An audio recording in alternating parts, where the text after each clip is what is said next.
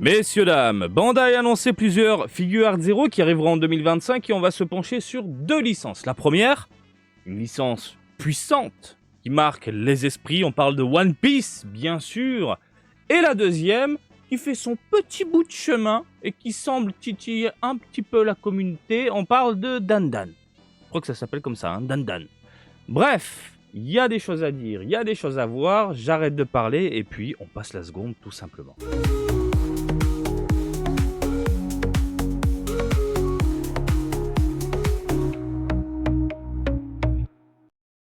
Gros plan ma gueule. Alors on va commencer avec cette figurine là de Sabo. Fire Fist Rook Check. Alors une Figuarts Zero qui a l'air de prime abord très sympathique. Pour ceux qui ne savent pas, donc les Figuarts Zero c'est des produits qui déboulent chez Tamashii-Nation et Tamashii-Nation appartient à Bandai. C'est de la figurine, j'ai envie de te dire, semi-de-luxe. On est loin des produits qu'on peut voir dans les ufocatures, donc les machines à pince. Mais là, on est sur des produits sympathiques. Souvent mis en scène, avec un petit décor, quelque chose. Là, par exemple, le support, comme tu peux le constater, ce sont des flammes, tout simplement. Et le prix varie en fonction de la licence. Là, normalement, One Piece, c'est pas très cher. Voilà, regarde, on est dans les 11 000 yens avec les taxes. Ça va, on est dans les prix habituels. Par contre, si tu regardes Senseiya ou Grandizer, donc Goldorak, là, c'est vite monté, je crois qu'on atteint les 20 000 yens. Le double. En attendant, le petit sabot, quoi dire, quoi en penser? Elle est plutôt bien réalisée. J'aime beaucoup le dynamisme, j'aime beaucoup les couleurs, j'aime bien l'agencement de la figurine. Hein, comment ça a été pensé. Utiliser les flammes comme support pour maintenir la figurine en train de virevolter un peu dans tous les sens. Je trouve ça pas mal. Et puis comme son nom l'indique, hein, il a le point enflammé, il va de l'avant et il explose tout. On a de petites nuances sur les vêtements, on a une jolie modélisation du visage, du corps, de jolies pliures. Non, on est sur un produit plutôt bien réalisé. Son tuyau. Donc là, c'est ultra photoshopé, on est d'accord, ça ne bouge pas. Son tuyau, on est dans un ton légèrement chromé, mais pas trop non plus, de ce qu'on peut en voir. On a un brin de laqué sur les bottes, et après on a du mat. Oh, c'est grave pas mal. Franchement, le produit est plutôt plaisant à l'œil. Et je pense que c'est le genre de joujou qui peut clairement terminer dans ta vitrine. Alors attention, je mets toujours la petite réserve. Je pense qu'on a sous les yeux le prototype. Figuarts Zero, on a déjà eu quelques surprises, de mauvaises surprises malheureusement. Je me souviens de Gogeta à l'époque du côté de Dragon Ball. Mais globalement, j'ai envie de te dire à 95% du temps, ça va. Ça va, hein. Les produits qui déboulent ensuite dans les rayons, ça correspond plus ou moins au prototype. Donc là, à surveiller néanmoins. Et de ce qu'on peut en voir, ça a l'air plus que sympathique. Sortie prévue en février 2025 du côté japonais. Il faut surveiller le côté français puisque vous le savez, il y a Tamashii-Nation France également. Il y a carrément une boutique dessus où il y a un décalage au niveau des sorties.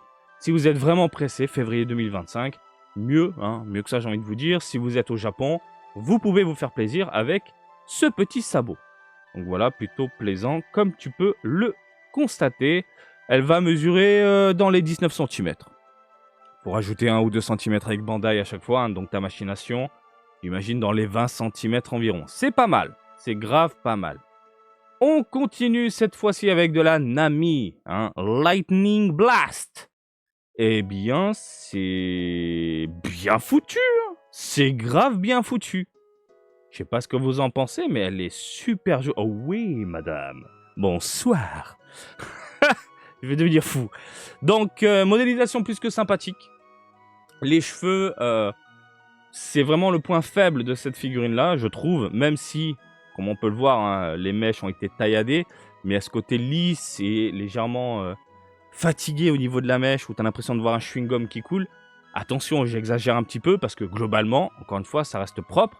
Mais, contrairement à ce qu'on peut voir ici au niveau du corps, du dynamisme, de la modélisation, voilà, tout autour de cette espèce de fumée énervée toute noire, c'est vraiment le point faible, je trouve. Hein. Je parle des mèches. Donc, mis à part ça, elle est incroyable. Le dynamisme, superbe. Ensuite, comment la figurine est tenue, c'est du coup grâce à cette fumée bien sombre autour, fumée avec de l'électricité. La pantoufle ici, comme tu peux le constater, pareil, on emboîte un petit bout, hop là, qui se font parfaitement avec le reste de la figurine. Pas de support énorme, dégueulasse, comme on peut le voir avec certaines figurines. Donc là, c'est vraiment très très bien réalisé. J'ai rien à dire. Alors attention, encore une fois, on est sur du proto. On va vérifier ensuite en 2020. Oui, c'est ça, en 2025. Faut jeter un œil au produit définitif qui sera certainement exposé dans les vitrines à Akihabara. L'espèce de fumée noire tout autour du personnage, je crois que c'est légèrement translucide. On peut le voir ici, on voit un petit peu la botte. Mais franchement, elle est incroyablement belle. J'ai rien à dire. Et en plus, c'est vachement cool parce que si vous n'avez pas de figure Art 0 à la maison et que vous recherchez de la Nami, Luffy et compagnie, voilà, à chaque fois, Bandai rebalance les personnages sous différentes facettes correspondant à l'arc du moment. Donc c'est une bonne chose pour vous. Niveau détail et information, elle va coûter dans les 11 000 yens taxes compris, ça c'est plutôt cool. Et ça sortira en mars 2025. Donc de ce côté-là, on est sur du février. Voilà, le petit sabot. Et en mars, on enchaîne tout de suite après avec Nami. Plutôt cool. La tataille, 17 cm annoncé, rajoute 1 ou 2 cm et puis voilà. Donc très très cool.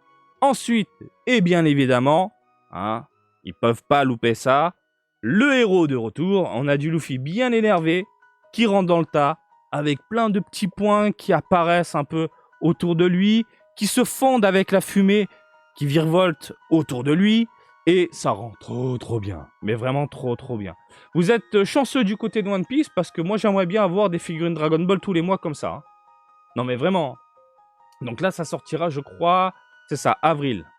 Février, mars et avril.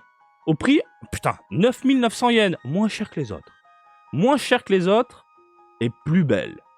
Parce que 1, c'est le héros. 2, il y a ce dynamisme de fou autour du personnage que j'aime beaucoup. C'est pas exagéré au niveau des effets. Et ça envoie du pâté. Il y a de jolies nuances sur les vêtements, les pliures. Ça met bien en avant la carrure du personnage. La fumée, on est sur un rendu légèrement transparent, translucide.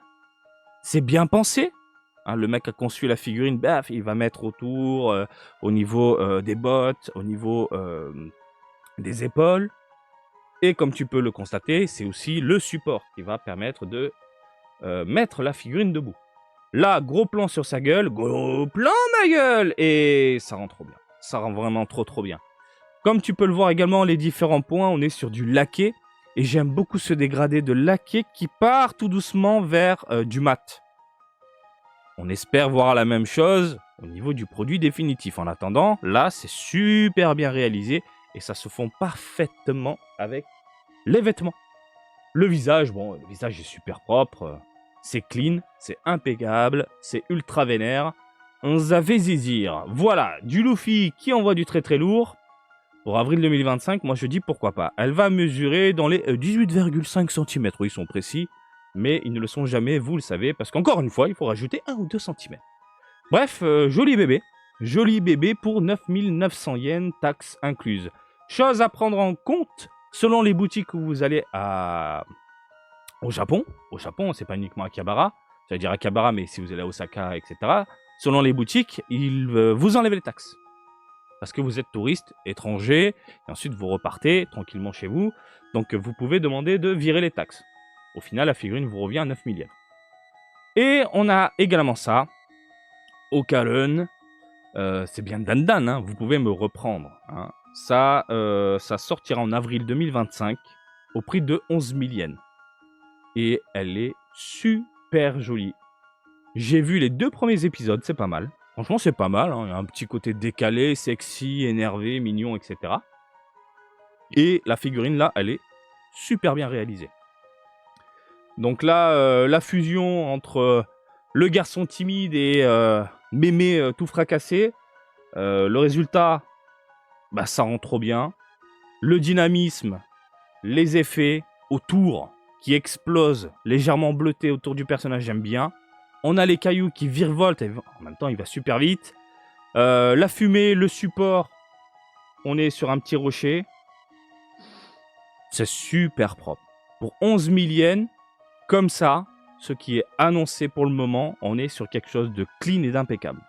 Regarde-moi ça, je suis désolé. Elle est magnifique.